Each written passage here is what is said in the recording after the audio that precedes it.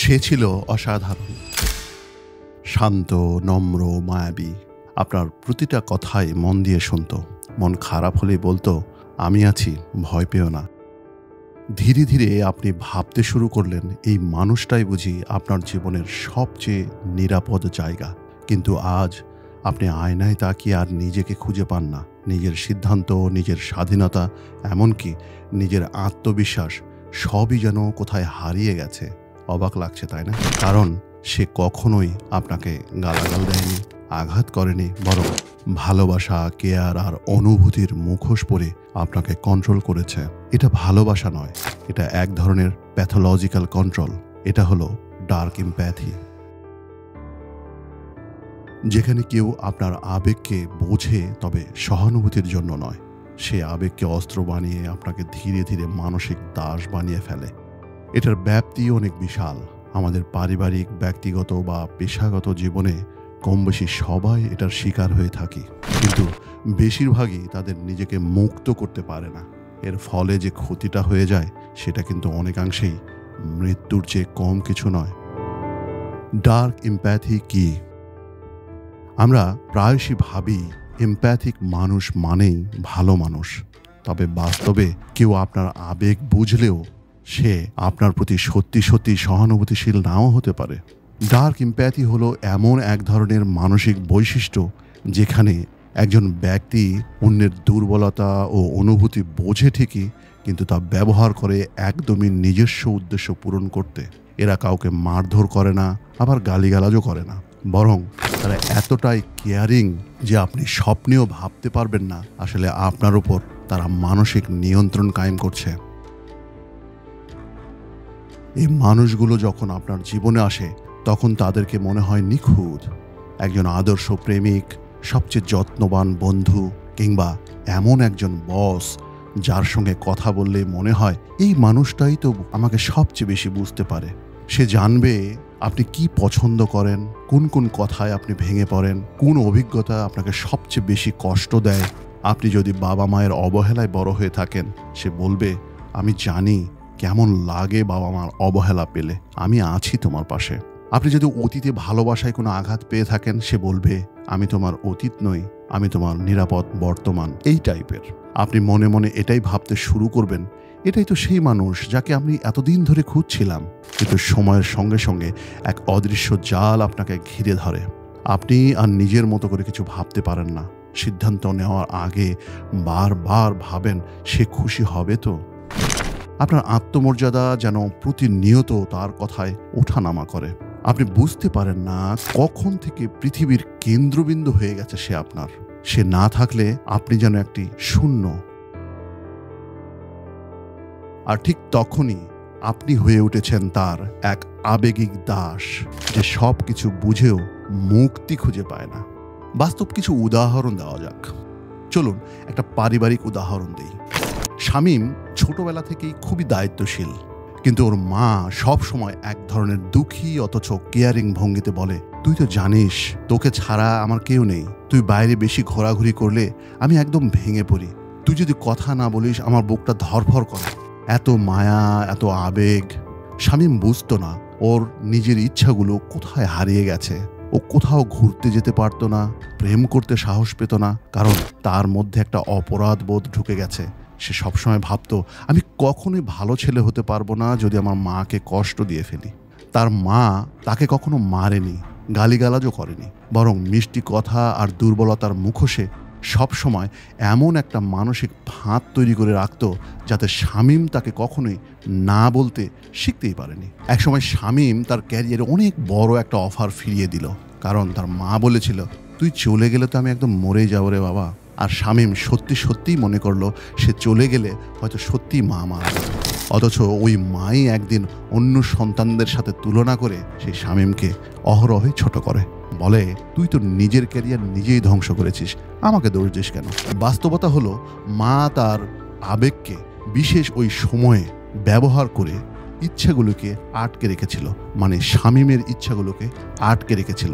আর সেটা এতই মায়ার মোড়কে ছিল যেটা বাইরে থেকে কেউ জানলেও বিশ্বাস করত না। এটা ডার্ক এমপ্যাথি ইন প্যারেন্টিং। যেখানে ভালোবাসা, কেয়ার আর ত্যাগের নাম করে একটা মানুষকে মানসিকভাবে বন্দি করে রাখা হয়। তার মধ্যে অপরাধবোধ আর দায়িত্ববোধ তৈরি করে দিয়ে একটি আবেগিক বন্দিত্ব তৈরি করা হয়। এখন ব্যক্তিগত জীবন নিয়ে একটা উদাহরণ দেওয়া যাক। তানিয়া আর ইস্তিয়াক একই ক্লাসে পড়ে। ইস্তিয়াক চুপচাপ স্বভাবের, কিন্তু খুব মনোযোগ দিয়ে কথা শোনে।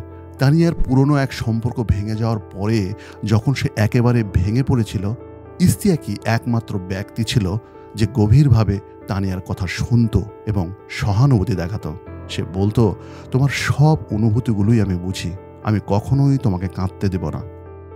তানিয়া ধীরে ধীরে ইস্তিয়াকের সাথে সব কথাই শেয়ার করা শুরু করে এবং তার উপর নির্ভর করতে শুরু করে। তানিয়ার মনে হচ্ছিল এই ছেলেটা একদমই আলাদা, সে তো অনেক কিছুই বোঝে।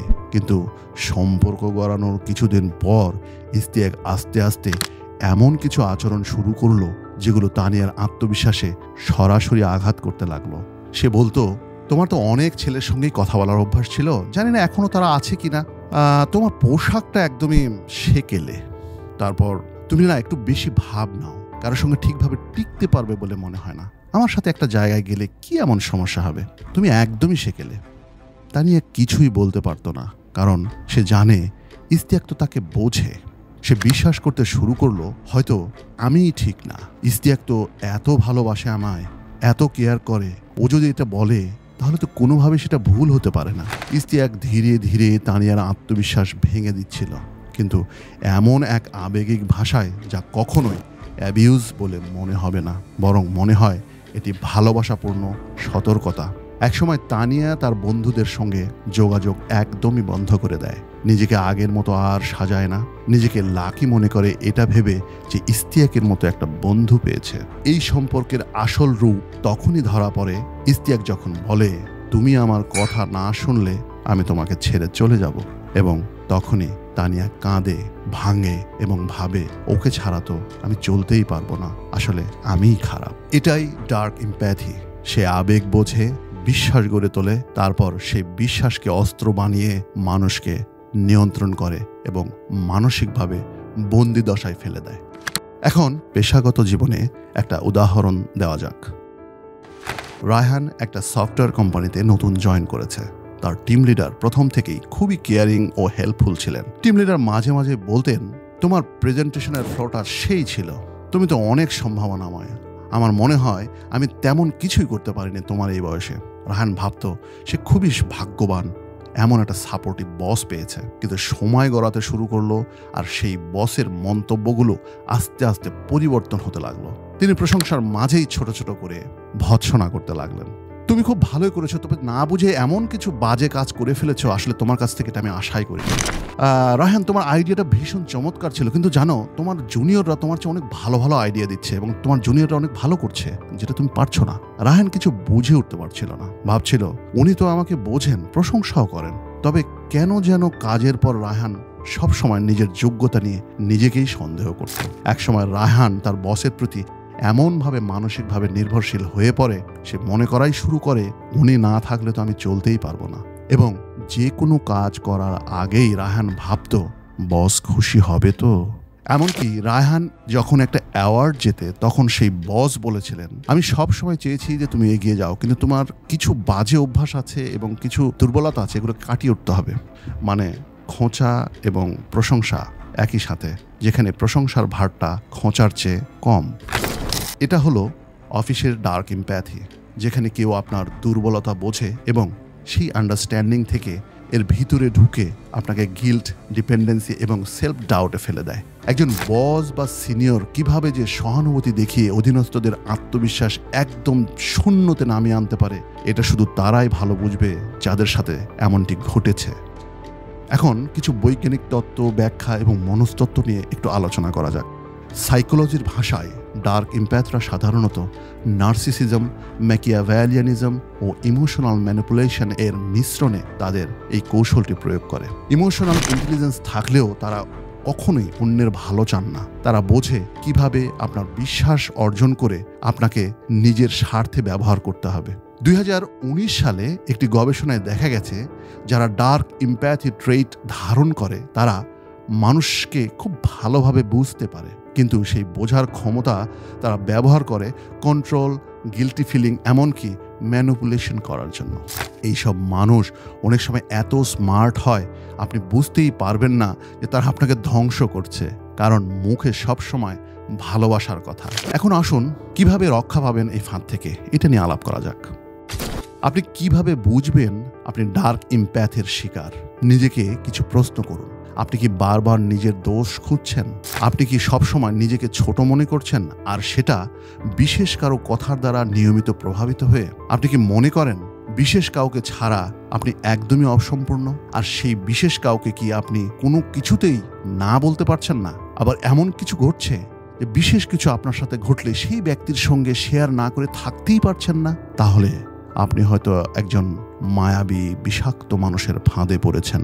এমনই যদি হয়ে থাকে, অতি সত্বর নিজের জন্য একটা বাউন্ডারি তৈরি করুন। নিজের অনুভূতিগুলো লিখে রাখুন।